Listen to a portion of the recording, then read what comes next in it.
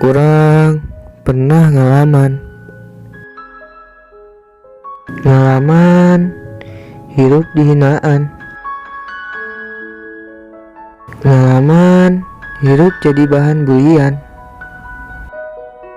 pahitna bacotan geus ku urang kaasaan.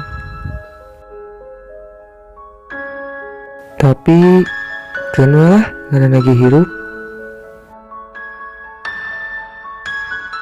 Da hirup mah teu samulus pipi orok anu dibedakan. Kadang aya logak nu katincak, kadang oge aya liang nu ngahalang. Tapi keun we lah ngaranna ge hirup.